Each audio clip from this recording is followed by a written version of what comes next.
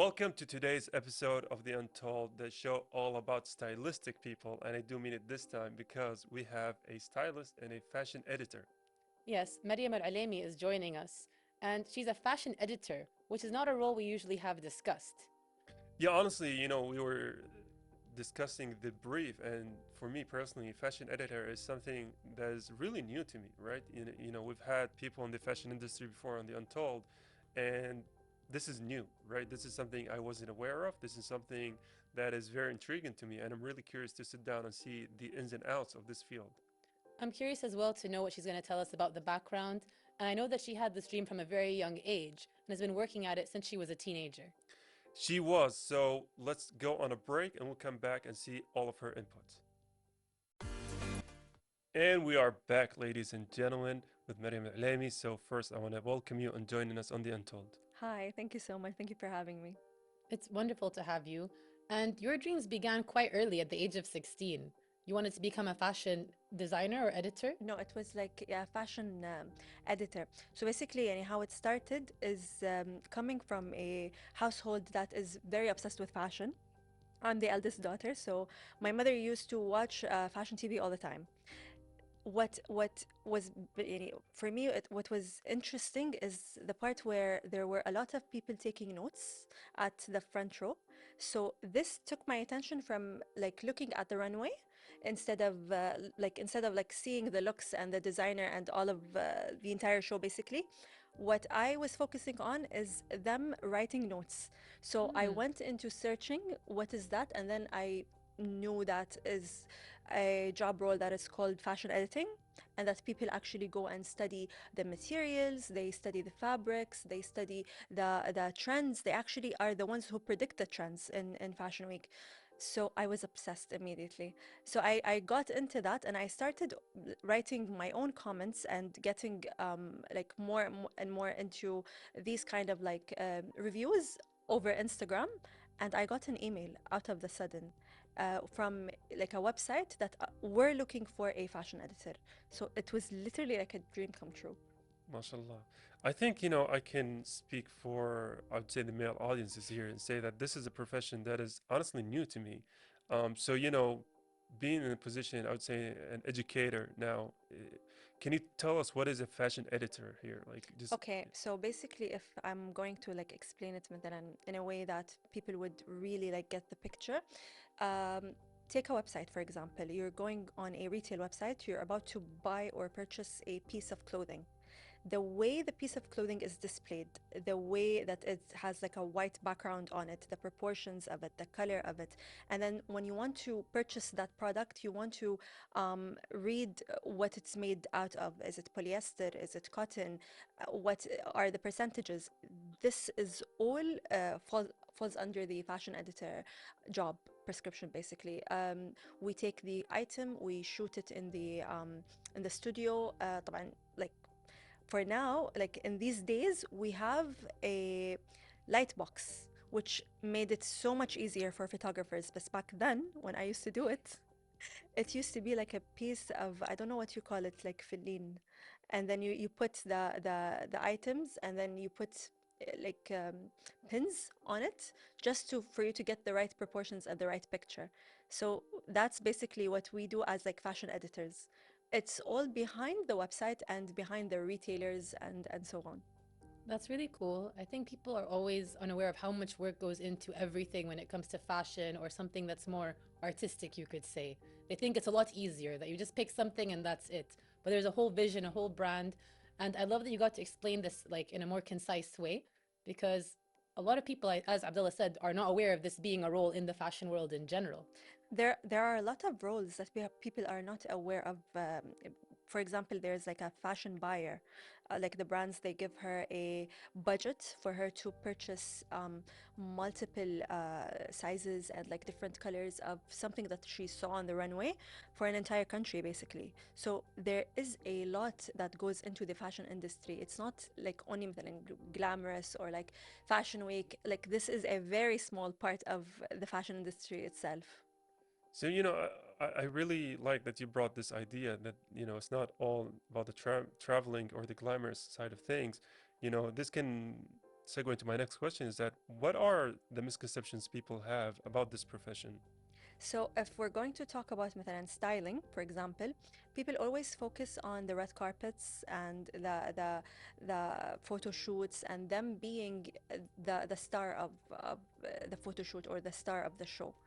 But actually, it's more than that. Think of any celebrity that is wearing something that you see perfect and that is going on street style or like an event like Oscars, for example. There is so many stylists that have been working more than 6 to 8 months just to create that end result look, and they're all behind the scenes. Someone that is familiar with the proportions of that celebrity, the skin color, the hair. It goes into so many, the personality basically, like I cannot put you in something that you don't look comfortable in. And I have to take care of also when it comes to women, mainly the problem areas that they fear showing. Me as a stylist, I have to hide it really well for her to look her best. And we're not always like in front, like doing interviews or like having our own show.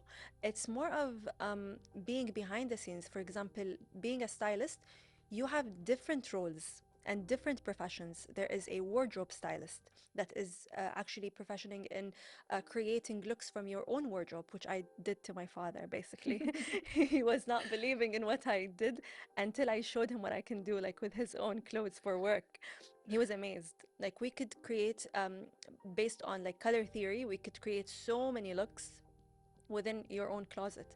And then there is a personal stylist who is like they care about what personality you are in, what, for example, if you just got married or you want a new job role, these kind of things, we as like image architects, we help you achieve that without putting our own spin on it and without putting our own style and taste.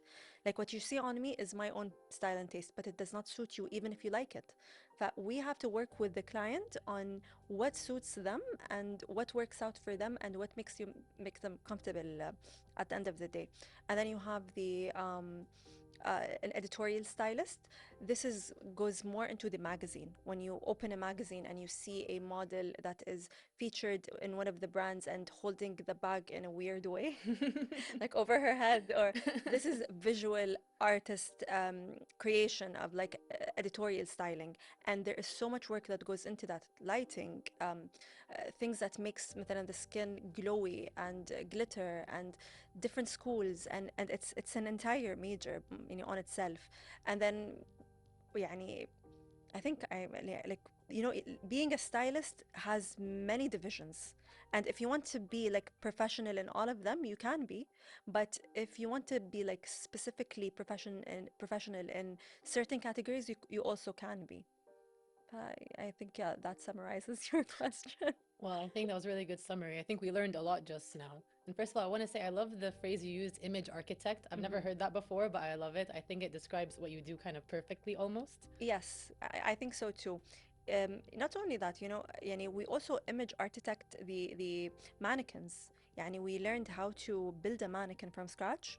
And I was maybe telling you, we were talking about the famous Lebanese designer that I was working with. He did not like any of the mannequins that I brought him. He wanted specific tall mannequin that is extremely skinny, and he gave me certain proportions to work with. And like I had to order them from abroad just for them to get them because they fit their items and their proportions. Like it has a lot of attention to detail because you're the one responsible for all of the details that are going into creating a final lookbook or creating a final shoot or even doing a styling event for the clients, basically.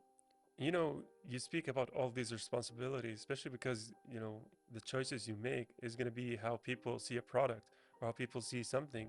So how do you approach, those kind of responsibilities, and how do you deal with all of this? With a great sense of fear. Yeah, basically, I don't like the process of preparing, I would say, and going back and forth with the client because it's the most stressful part. You want to show your skills to the client, you want them to take you seriously, and you want referrals after that client. For me, the process of like creating for example, the mood board and then moving into fittings, and fittings, they go up to 10 hours. Like you bring in the model, you start fitting her in the items and the vision, and sometimes the proportions on paper, they do not match in reality. So I love to like keep a space, a couple of days in between like the actual event or the actual shoot and the fittings, and then we take pictures and then we send it to the client. And sometimes it's an international brand, and they all have to approve it, and you're just on your nerves all the time up until everything is approved, and you have no idea how everything was approved, and then you just execute. And the execution part is very easy since you have like an outline of how things are laying basically. Yeah, the final product is what everyone sees, so that's why they assume it's easy, because they just see the glamorous side that came after all of these months of work went into it. 100%. You know, sometimes like people ask me like, why didn't you invite me to that, or why didn't you post this? And I'm just in my head in the entire process of like creating that I forget to actually like send the invites to people, and I forget like any other like stuff. مثلا I forget to book a photographer, for example. So to me, يعني, the client is the most important part. Until they're happy and satisfied with what I did, like we can breathe. I mean, I think that's the motto of life, right? Until you can do, be happy with what you are, you can finally take a breath. And speaking of doing the things that you love in life, you've also began working, writing these editorials while you were still in college.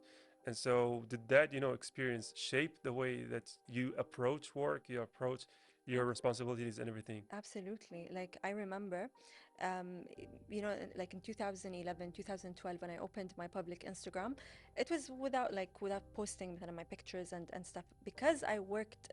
No, first I started posting the Fashion Week, and I started writing my own twists and predicting trends. I was basically doing the fashion editor's job before getting the role. And then that like gained a lot of attention and actually gave me a job in a website for retail with a French director.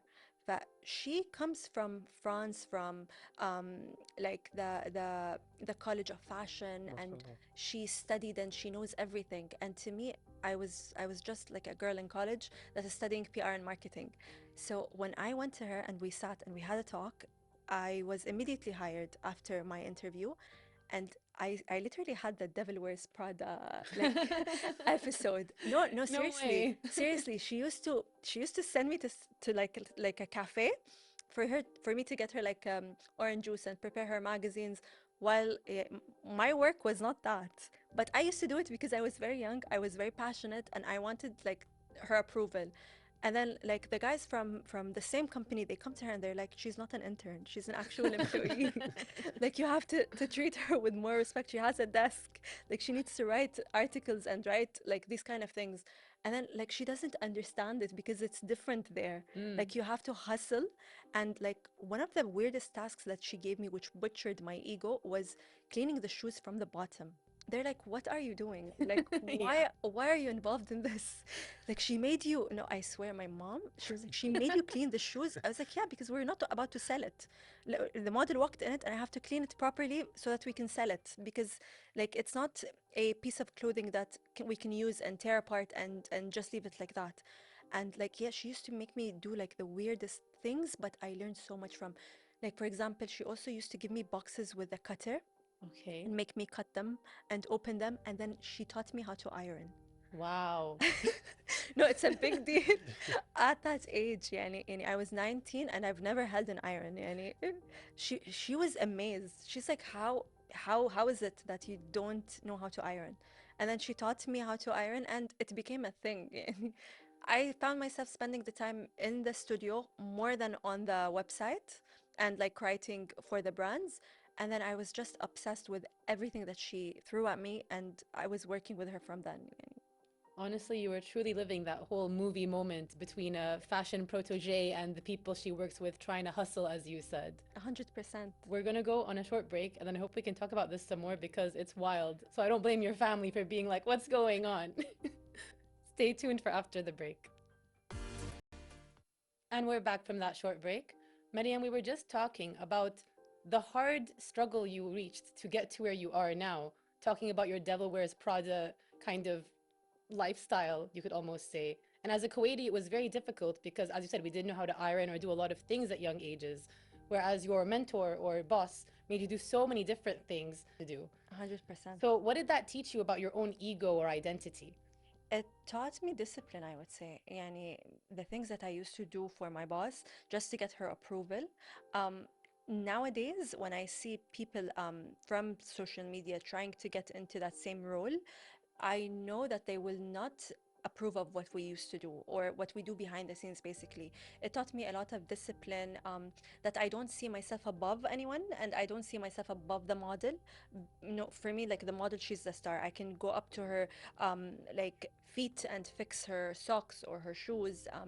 It actually like made me get a true sense of the grind of basically what I was doing it here in Kuwait, yes, but it almost felt like I was doing it abroad and nobody cared that I was a Kuwaiti or from a certain family or gave me any privileges, I would say. Like it was like it was to a point where I used to even like go to logistics and cut card boxes and my hands are all black Oh, wow. with the cutter, and I've never used the cutter, like the paper cutter, or I don't know what it's called. um ف like the other departments, they used to go up to her and they're like, she's not an intern, like she's an actual employee that gets salary and it's extra on top of her like classes. So you have to treat her with with a bit more respect. You have a T-boy who can actually do like this and that. But I was enjoying it, and I did not have any problem with that, back then. Yeah, honestly, I think there's something that a lot of people, underestimate is that, starting from the bottom and then if you get to the top, you actually know all your way around. And, I've seen many interviews with a lot of successful people, millionaires, billionaires, and one thing that is so much in common is that they started from, these departments where a lot of people are like, why did you start here? You are much qualified in this place. And their answer is always the same. If I can learn the process here, nobody can cheat me in the process later on. So you know the ins and outs, even the littlest of details. So now if somebody comes to you in those kind of projects and they're like, oh, this doesn't work, because you actually did that work, you're gonna know whether they're lying to you or not. You know firsthand what happened. 100%. And not only that, a lot of girls, مثلا, they DM me or they tell me, and now we took the certification from School of Fashion in this country or in this country or in that country, but we don't have the experience that you have.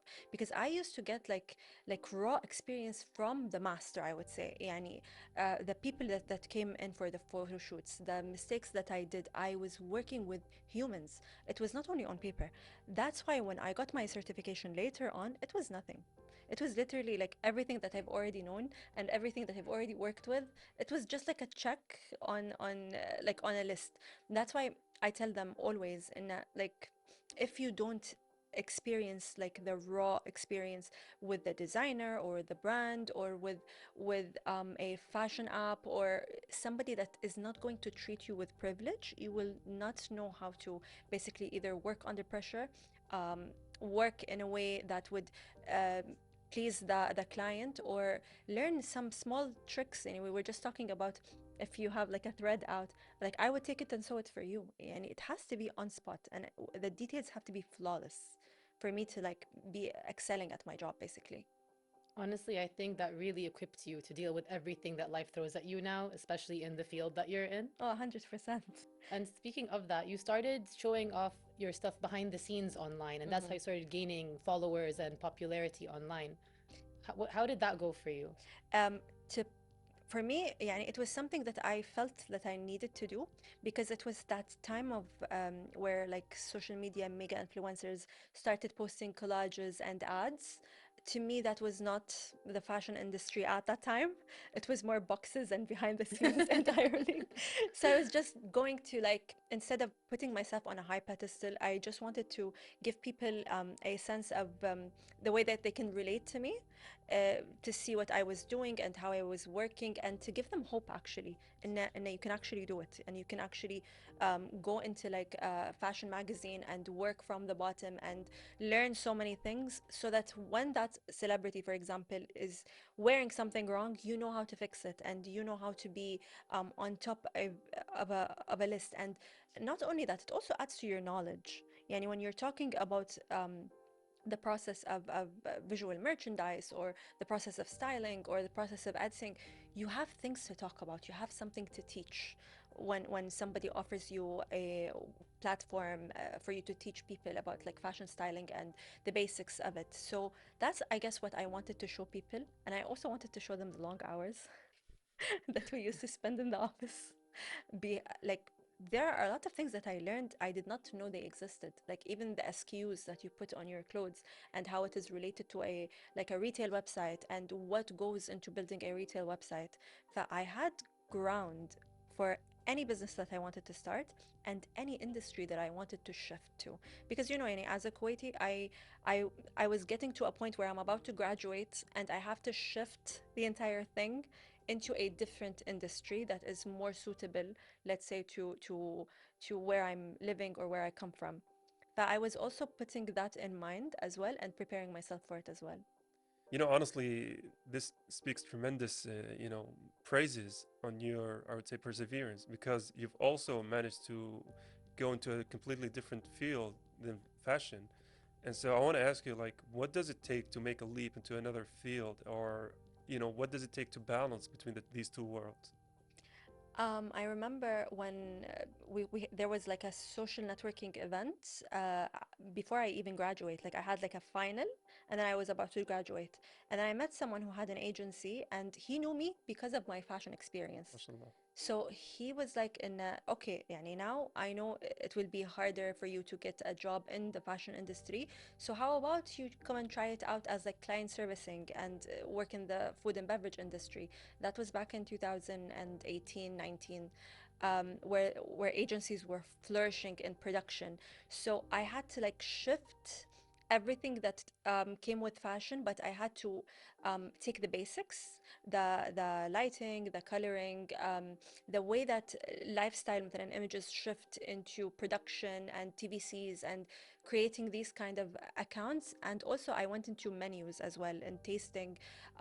It was amazing. Like it was an amazing experience. I had learned more about the food and beverage industry from the very start just by applying like all the skills that I had from the fashion industry. And I actually wanted to quit fashion for a while, but then I was getting calls from major like I would say retailers in Kuwait. They were asking me like, where are you? What are you doing? And why aren't you working in styling anymore? Come, you can borrow the clothes, you can create content, you can do whatever you want. And that actually pushed me to work in both. I love both. يعني the food and beverage industry is one of the strongest billion dollars industry in the world, and it's one of the strongest industry in Kuwait. So it actually gave my clients a sense of trust because they know the kind of work that I do when it comes to fashion, and they respect what I do. I've never met any client in the food and beverage industry that did not have a lot of respect for me because of the things that I do in fashion. So it gave me like it gave me a lot of clientele. Most of them, even when they follow my page, like people, they know that they're like owners of food and beverage brands, but they also like seeing me going after my passion basically and making a lot of out of it. Well, speaking of your passion, was there a moment when you realized that both was the way to go, or was there a leaning towards one side more? In fact, it was always leaning towards fashion. I've always wanted to open my own like styling company, and I also have like a name for it, and I have a plan for it. But it is risky because of what we're going through as like uh, like around the world and financially, that securing myself into a client servicing job and working in the food and beverage industry for like مثلا 8 hours a day basically, it gave me like a sense of security, I would say, that can also push me مثلا after working hours that I would move in and work on my styling projects. And I used to have my meetings after 5. I used to do my styling gigs in the weekend. So I tried to balance as much as I can because I loved both, to be honest. Speaking of both worlds, and I know, trying to balance these two worlds is very hard. But, going from in the fashion industry and then going to the food and beverage, dealing with clients, have you found your approach or how you deal with people in both, sectors the same, or do you, is there a bob and weave kind of effect to it? No, it's quite different actually. The people or the clients that I deal with in fashion are extremely aware of the fashion aspects and the fashion details and everything that we are going, for example, I'm going to say and work on in terms of the terms or anything that I need, or if they want a certain job done. When it comes to the food and beverage industry, it's basically anyone that has a trust fund that can open a restaurant and they can either have knowledge Yeah. about like the food or not. But I was always blunt and people like that about me, like about like I could sit with a client and tell him like the food is really bad, you need to work on this, you need to work on that, the coloring of your page, for example, is so bad, the lighting, this photographer does not work, this. I was always treating every single brand as if it was my own, basically, and that's what they loved the most and that's what they trusted the most. And even like shifting from one agency to another within the same field, all of my clients, they came with me because they know like what I would tell them or promise them is what I'm going to execute at least by 90%. There's a 10% error and problems that would happen, but yeah, يعني I would say like the clients that are in food and beverage, they're from all of Kuwait. يعني they're from different mentalities, different backgrounds, different, and this actually made me go into psychology more. Oh, mashallah. Like studying their behavior and how I can get what I want basically out of them without them being offended or them being or they feel like for example that I'm trying to show them that I'm better than them. So yeah, that's how basically how different both of them are. Honestly, that's so interesting to hear because I think a lot of people might find it refreshing that, as you said, you're so blunt, you're so honest about things.